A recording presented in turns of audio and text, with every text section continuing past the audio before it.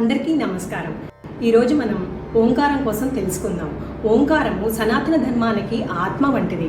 ఓంకారాన్ని ప్రణవనాదం అంటారు, ఓంకారాన్ని శబ్దం అంటారు, ఓంకారాన్ని దైవంగా కూడా భావిస్తారు. ఓంకారము అకార ఉకార మకారాలతో ఉన్నది. అకారము అంటే స్థూల జగత్తు, ఉకారము అంటే సూక్ష్మ జగత్తు, మకారము అంటే కారణ జగత్తు. ఈ మూడిటికి లొంగనిది, స్ఫూర్తినిచ్చేది, శక్తినిచ్చేది చంద్రం. అదే పరమాత్మ సంకేతం.